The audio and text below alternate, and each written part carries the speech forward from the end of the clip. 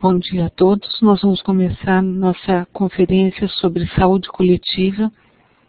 Eu peço a quem entrar na sala de bate-papo que aguarde eu terminar a exposição e aí eu me coloco à disposição para eventuais questões. Nós vamos começar falando sobre as doenças infecto-contagiosas. Os coeficientes de mortalidade por doenças infecciosas e parasitárias mostram uma tendência decrescente na maior parte do mundo. O século XX foi marcado por descobertas de vacinas, agentes etiológicos e antibióticos, o que produziu uma mudança no padrão das doenças infecto-contagiosas. O processo de globalização, no entanto, modificou um pouco esse cenário. A probabilidade de introdução de agentes patogênicos exóticos nos países foi significativamente ampliada pela intensificação do intercâmbio internacional. Alguns aspectos são particularmente relevantes nessa dinâmica. O aumento na velocidade de identificação de novas doenças, o aprimoramento de técnicas de diagnóstico e vigilância, modificações do comportamento de micro-organismos já conhecidos, o surgimento de novos agentes etiológicos, como, por exemplo, a doença infecciosa recentemente reconhecida pelo desenvolvimento de novas técnicas de diagnóstico, pode citar-se a infecção pelo H. pylori, sendo reconhecida como uma das causas da gastrite. E as condições devidas ao contágio direto são tão ou mais prevalentes que no passado. Pensando na infecção e nas doenças de caráter infeccioso, guarda particular importância nas ações em saúde a questão da infecção hospitalar. O assunto infecção hospitalar tornou-se objeto de ações governamentais com a publicação das portarias de número 196/83, 930/92 e 2616/98 do Ministério da Saúde, que normatizam e regulamentam medidas de prevenção e controle de infecção hospitalar. O Ministério da Saúde define infecção hospitalar como aquela adquirida após a admissão do paciente e cuja manifestação ocorreu durante a internação ou após a alta, podendo ser relacionada com a internação ou procedimentos hospitalares.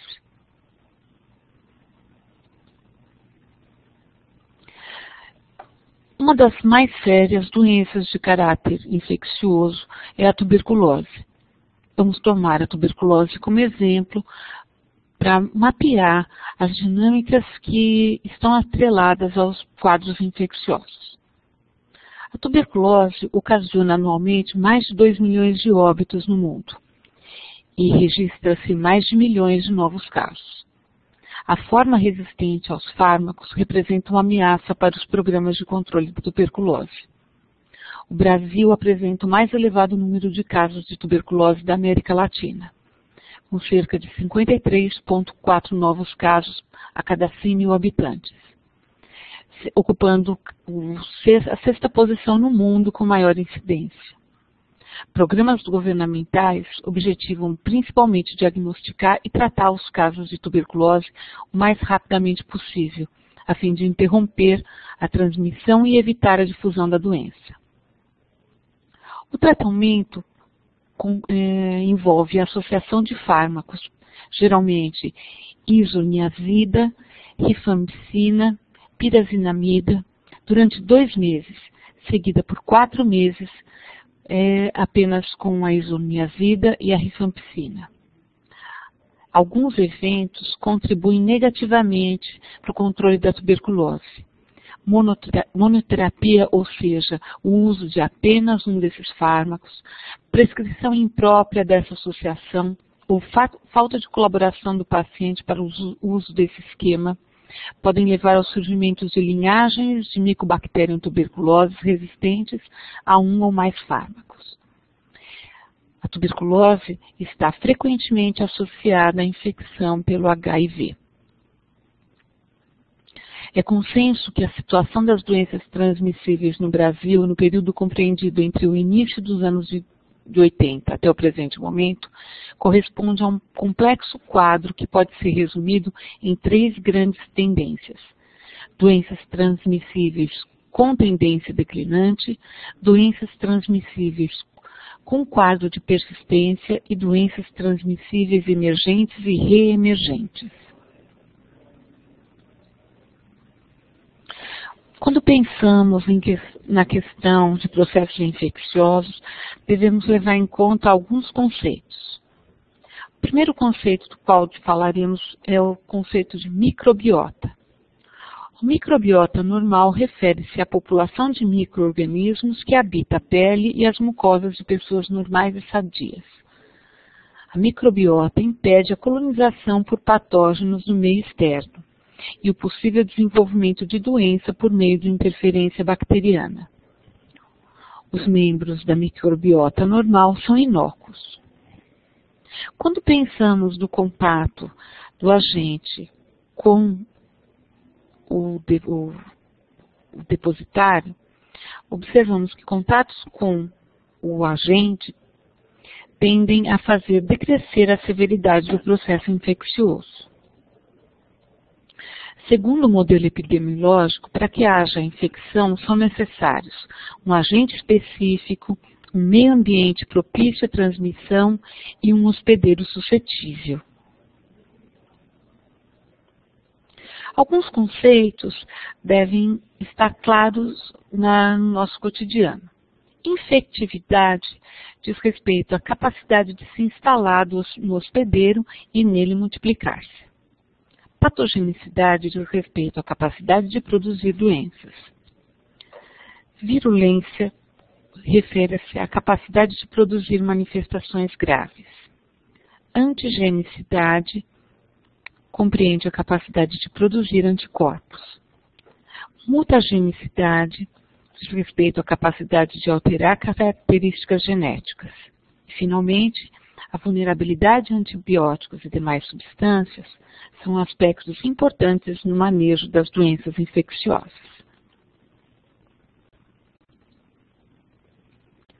Para viverem e se multiplicarem, os agentes etiológicos precisam de um local apropriado, em geral representado pelo organismo do homem, de um animal ou um vegetal. O animal, o homem doente, passam a funcionar como portadores. O portador é aquele que alberga um agente infeccioso de uma doença sem manifestar sintomas clínicos. Esse portador tem infecções inaparentes no período da incubação e na fase de convalescência. Resistência. Esse é um conceito importante. Ela diz respeito ao conjunto de mecanismos que servem de defesa contra a invasão ou multiplicação de agentes infecciosos, ou contra os efeitos nocivos de seus produtos tóxicos. Pode ser inespecífica ou específica. A resistência inespecífica pode ser inerente ou natural, visam impedir a entrada desses agentes ou debelar infecções já instaladas. A resistência específica ou imunidade envolve um estado de resistência relacionado à presença de anticorpos. Divide-se em imunidade passiva e imunidade ativa.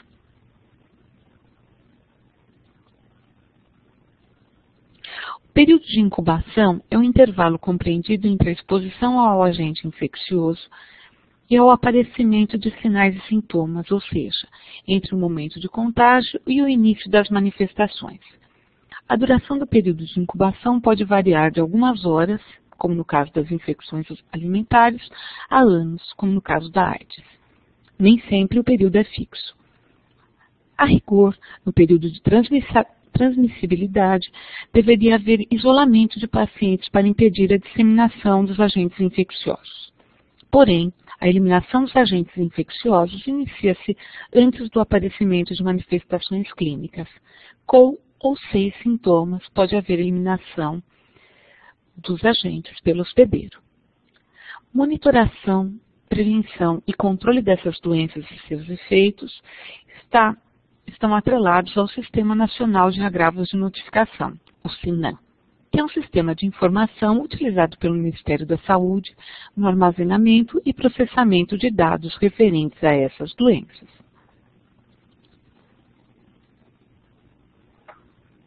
As doenças crônicas não transmissíveis produzem sérios agravos à saúde.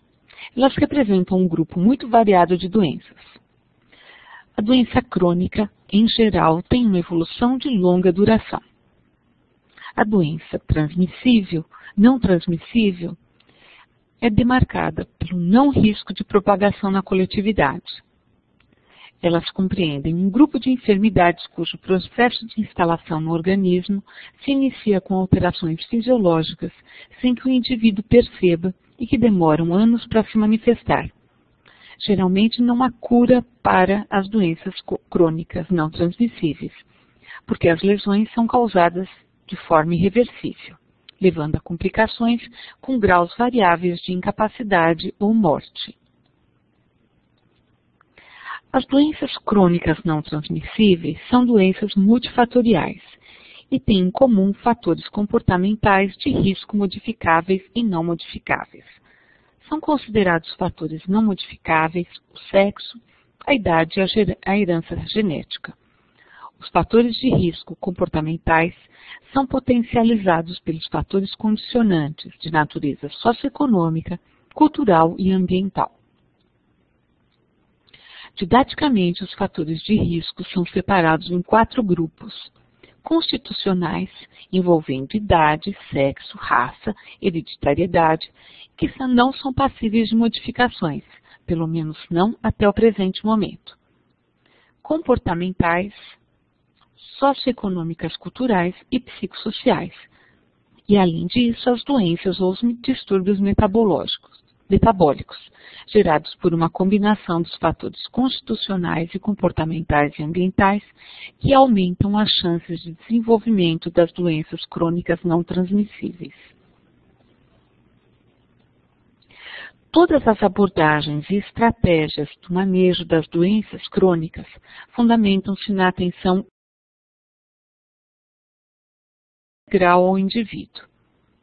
Nessa atenção integral, o olhar está voltado para vários aspectos da vida cotidiana: condições de trabalho e renda, saberes e cultura, desejos e expectativas, apoio familiar, suporte social, percepções sobre saúde e doença, crenças e espiritualidade. São fatores que se associam à condição física e orgânica, determinando maior proteção ou maior risco. No controle da saúde, a vigilância em saúde é entendida como uma forma de pensar e agir. Ela tem como objetivo a análise permanente da situação de saúde da população e a organização e execução de práticas de saúde adequadas ao enfrentamento dos problemas existentes. O conceito de vigilância em saúde inclui a vigilância e controle das doenças transmissíveis, a vigilância das doenças e agravos não transmissíveis, a vigilância da situação de saúde, a vigilância ambiental e a vigilância sanitária. A vigilância epidemiológica tem como função a coleta e processamento de dados, a análise e interpretação dos dados processados, a investigação epidemiológica de casos e surtos, recomendação e promoção das medidas de controle adotadas, a análise do impacto obtido pelas ações de saúde e a recomendação e promoção de formas de prevenção de doenças, entre outras. O Sistema Nacional de Vigilância Epidemiológica é o órgão que prima pela vigilância epidemiológica.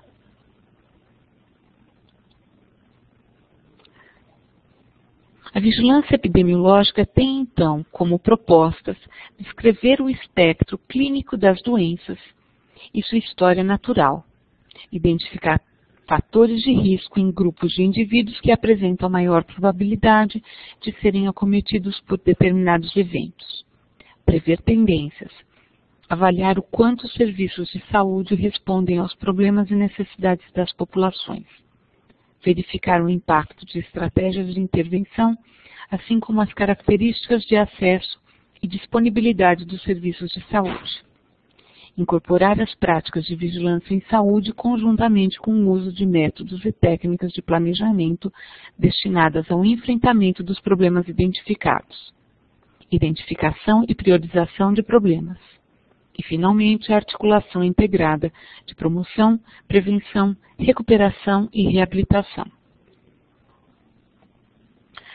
Dentre as ações em saúde coletiva, a imunização ocupa um espaço bastante importante. Nas ações de imunização, lança-se mão de soros e vacinas, produtos imunobiológicos, ou seja, substâncias de origem biológica que interferem no sistema imune. As vacinas contêm pequenas doses de um antígeno, como vírus mortos ou atenuados, para ativar a memória imunológica. A vacinação é um modo de desencadear a resposta imune, ou seja, as vacinas são estratégias usadas na prevenção de doenças.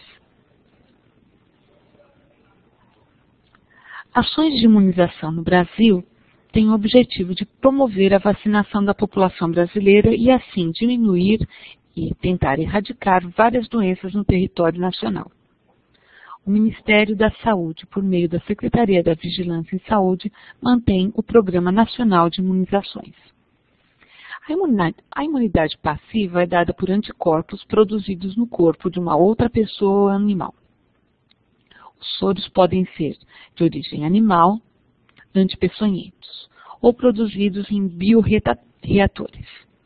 A Secretaria de Vigilância em Saúde coordena o Programa Nacional de Imunizações. É ela quem define normas e procedimentos técnicos, mediante ações estratégicas sistemáticas de vacinação da população, com base na vigilância epidemiológica de doenças imunopreveníveis e no conhecimento técnico e científico da área. Também é seu papel a aquisição, conservação e distribuição dos imunobiológicos que